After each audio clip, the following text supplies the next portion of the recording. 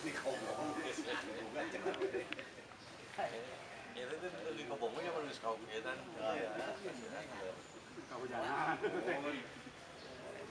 Aktivitas di kobong kan kami ya, kita jual beli itu ya, jual beas beli udul.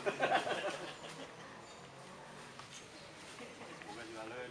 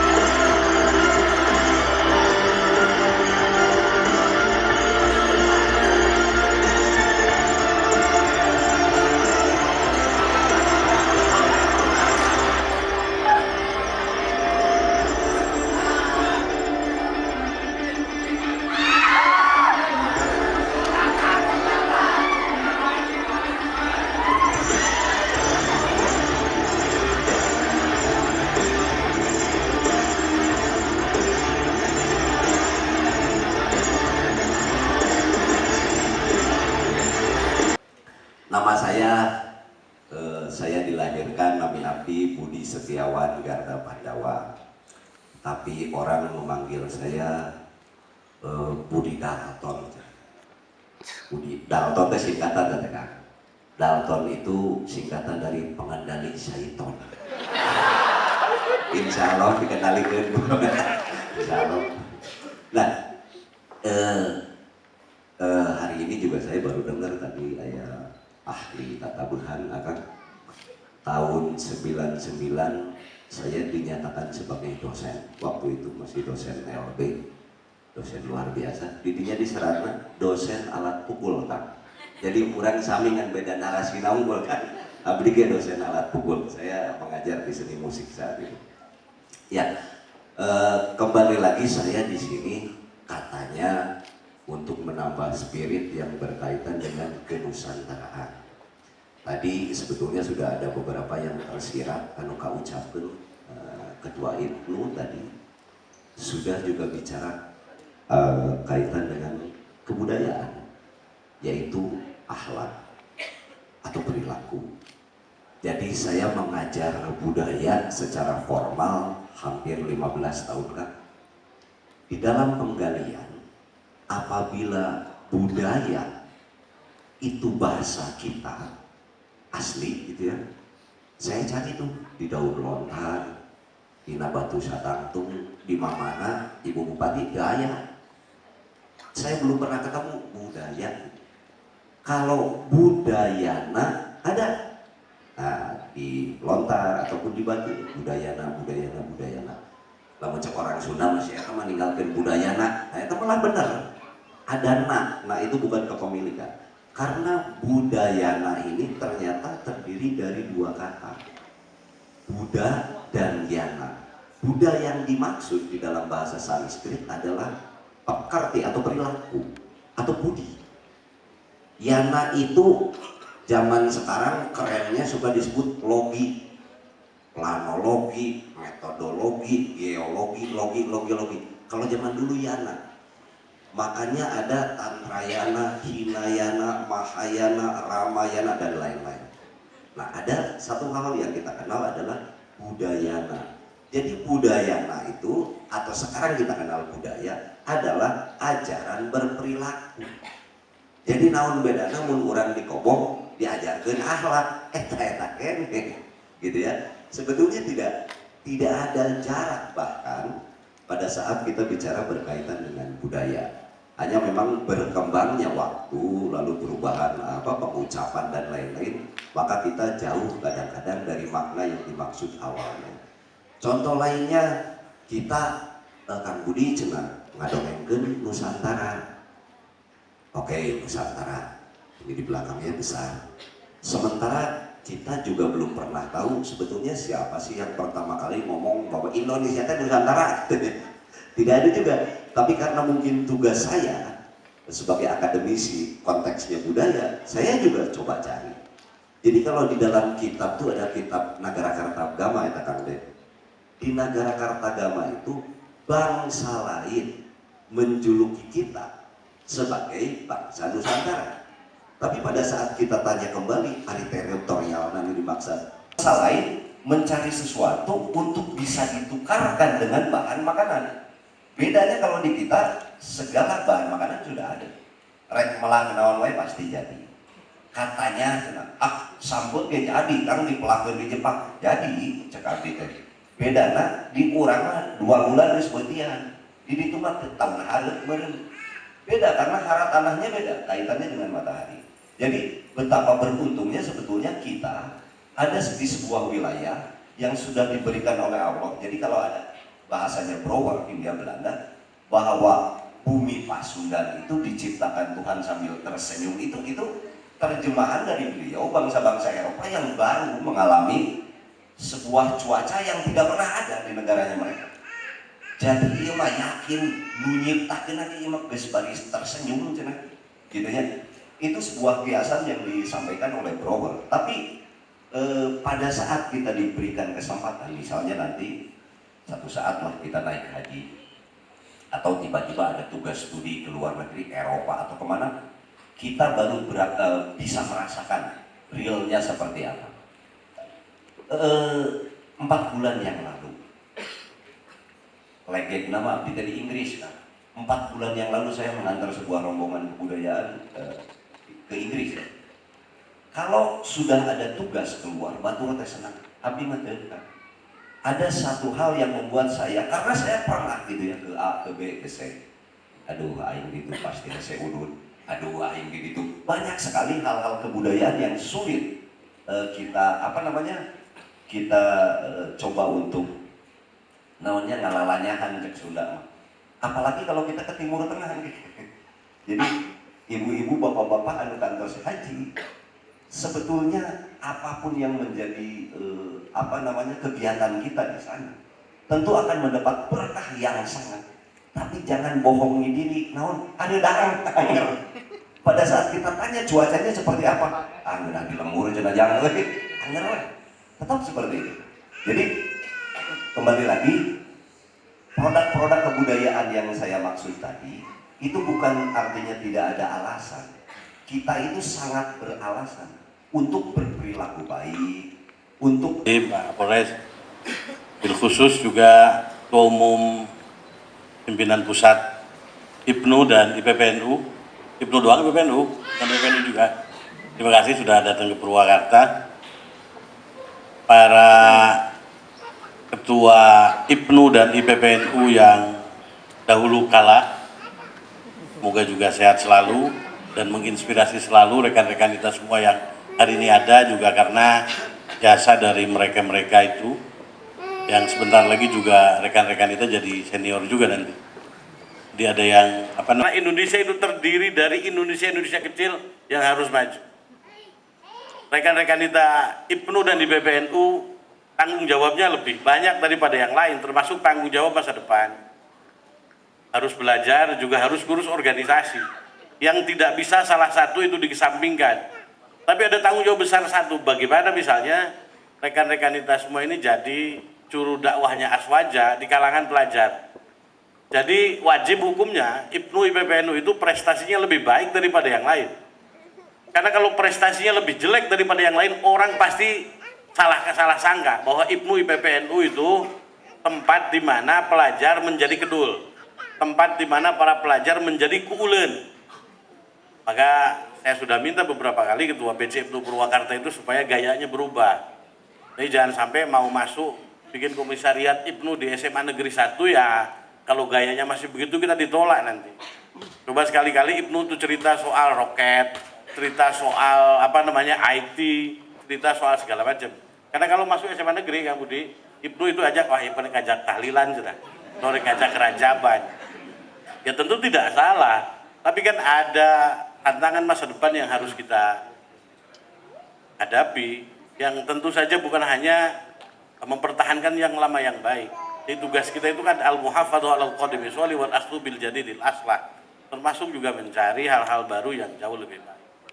Terus, tapi sudah jadi subjek. Jadi anak muda jangan percaya kalau dibilang bahwa kita itu penerus estafet kepemimpinan. Lalu dianggap penerus berarti salilanu ayat sedang mawat sudah jadi cadangan. Maka rekan-rekan kita semua harus menjadi subjek. Bagaimana kemanfaatan kemaslahatan itu tempatnya masing-masing kerasa. Jadi kalau rekan-rekan kita semua timah minggu misalnya orang lemur kudu jeli kabeh ngarasa kalilitan. Ulah pikir ka sami timah urang lemur malah ka numpang alhamdulillah. Saya tahu. Bahaya. Jadi berkah itu harus didefinisikan sebagai peningkatan. Kalau soal pendidikan tadi misalnya, kita cerita soal teriak-teriak itu selalu NKRI harga mati. NKRI harga mati itu tidak hanya bisa dipertahankan dengan teriakan saja. Maka kompetensi itu harga mati. Kita harus punya kompetensi bagaimana membangun pribadi yang berkualitas, pribadi yang mampu bersaing dengan yang lain.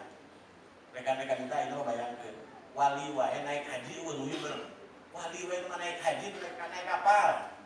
Jadi salah satu syarat walayat kita hari ini kudu aja jadi ahli teknik penerbangan. Karena wali saja sudah, kalau dulu kan ada wali katanya, dongengnya dulu wali itu lah menjumahan suka Mekah. Tapi aneh nanti ini jam 11 balik jam 1. Berapa tidak paling kita bisa telepon ke Mekah jam 11. Yang karena nanti lamun jam 11 di dia jeung di mana di Mekah jam 11. Namun di dia jam 1 di Mekah jam 1.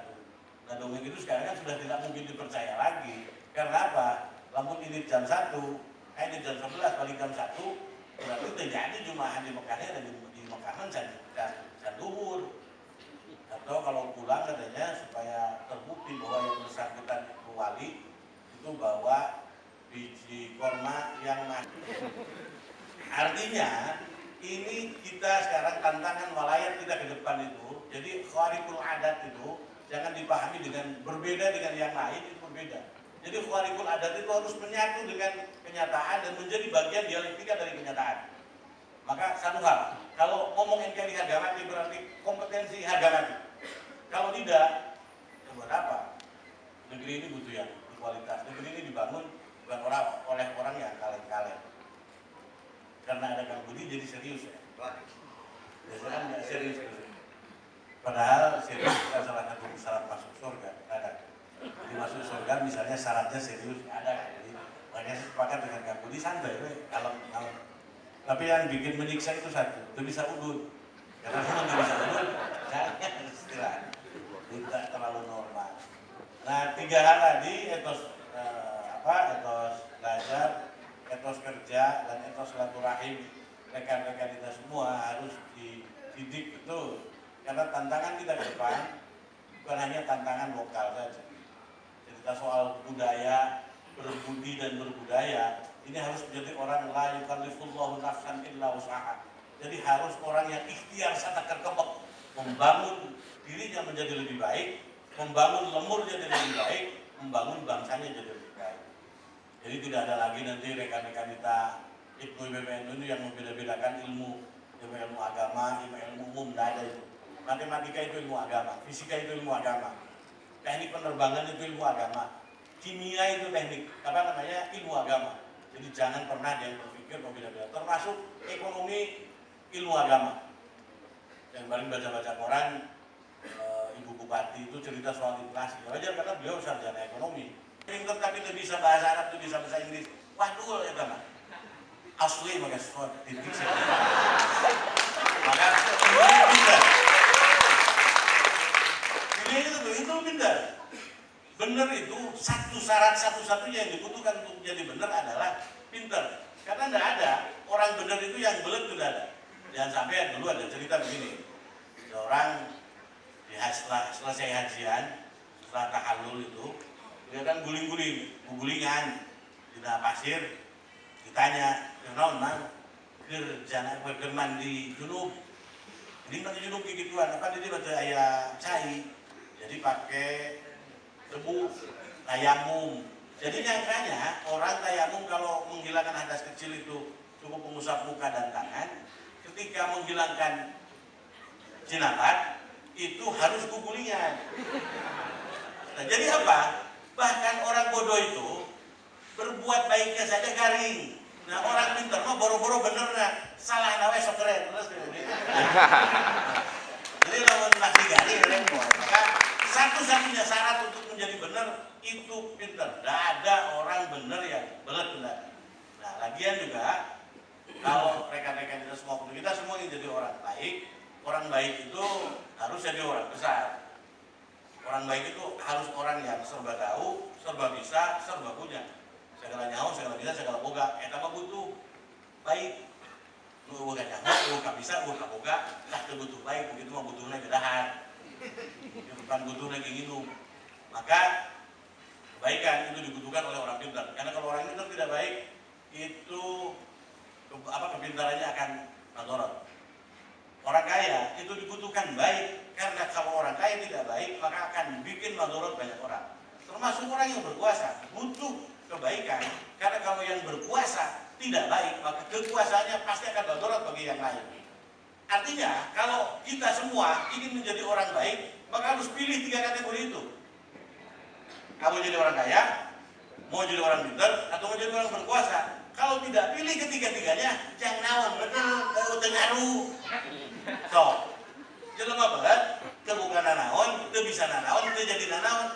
Emang lamun jahat rek ngaruh, moal. Ku hansip oge cukup. Nah, paling efek lagi sendal leungit.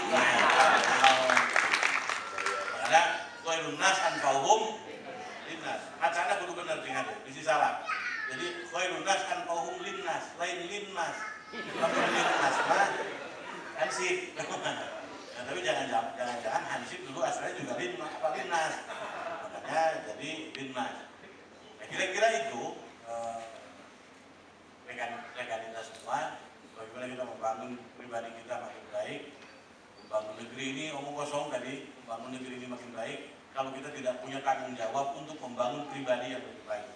Semua berawal dari pribadi. Sahur mama agama mah pemagib itu ibda binafsik, kira-kira kan gitu. Ya mulai dari kita. Kalau mau Indonesia ini besar, besarkan dirimu. Kalau menjadi Indonesia hebat, hebatkan dirimu. Kalau menjadi Indonesia keren, kerenkan dirimu. Tidak ada Indonesia yang hebat, tidak ada Indonesia yang keren, tidak Indonesia yang kokoh, kecuali kitanya hebat, kokoh, dan keren. Bisi tinggalin. Kalau Indonesia yang hebat, ayo orang tinggalin. Contoh misalnya, Indonesia atau Purwakarta maju, misalnya infrastruktur bagus. Misalnya, Teh Bupati bikinkan jalan, keren. Ya mensyukuri jalannya kan kudu buka mobil, minimal motor lah. Di mau ke bupati jalan di alusan, mobil terbuka, motor terbuka, sepeda terbuka, gak ada pangan weh. Nah, jalan menuju mensyukuri nikmat jalan. Jangan sampai gitu juga begitu. Hari ini akses terhadap pendidikan dari akurat. Dan rekan Ceceng tadi sudah menyediakan KIP misalnya. Itu juga dosa.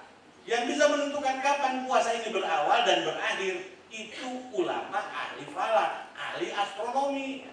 Artinya astronomi bagian tidak terpisahkan dari agama. Kalau belajar astronomi itu bener dulu dong ayah.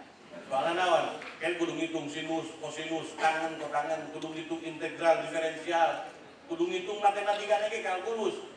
Jadi agama itu mengajak kita maju. Terakhir, jangan sampai orang lain memandang NU, memandang Islam, memandang IPNU, PPNU untuk keliru karena perilaku kita.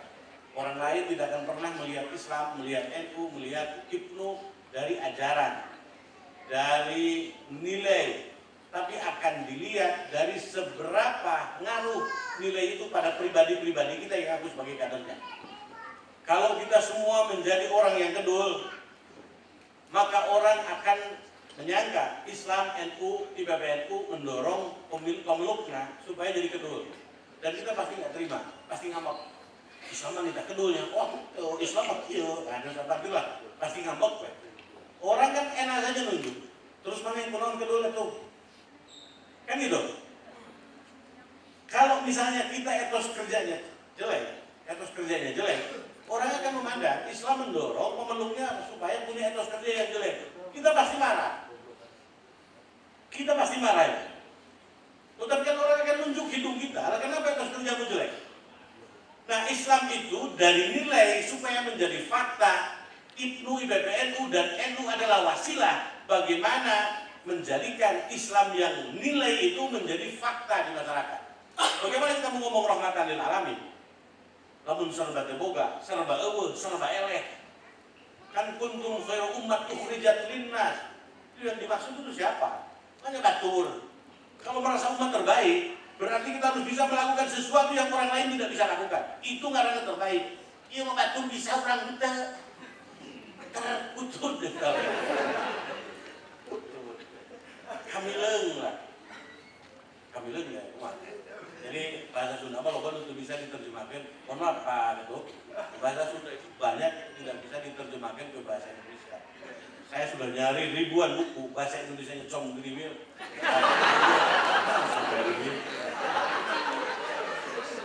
Atau hecet-cet. Slik tidak ada. Jadi mohon maaf apabila agak rumit rekan ketum ini karena ya mungkin banyak peribahasa karena kalimat Sunda yang tidak bisa diterjemahkan bahasa Indonesia. Nah gitu rekan-rekan itu semua, mari bersama-sama, nggak usah mikir yang lain, mikir kita saja dulu. Negara ini hanya akan dibangun oleh kita-kita. Jadi kalau kita yang disampaikan dari Kang Budi, man arafan nafsah arafah robbah, kita itu seperti agak panjang gini, karena biar tauhidnya nggak beres. Sorry, bukan ngajari. Kita itu berpikir selalu manusia yang merencanakan, Tuhan yang baik. Kita uji betul lah. Inawan, mungkin ini papais, dalamnya singkong. Singkong, potong singkong, itu bisa dibikin papais, bisa dibikin keripik, bisa dibikin opak, bisa dibikin kicimpring, bisa dibikin banyak hal. Artinya Tuhan sudah merencanakan banyak hal dalam satu potong singkong, potong sambal. Nah, pertanyaannya, ya. Tadi punya pasangan jalan ya.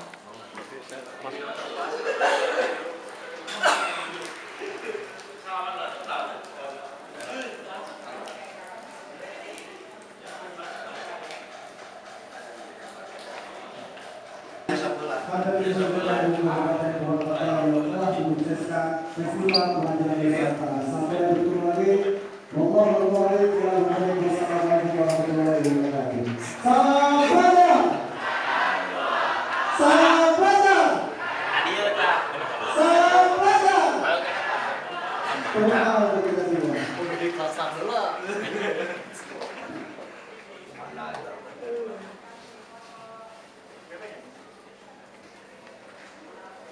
Mana sok ya?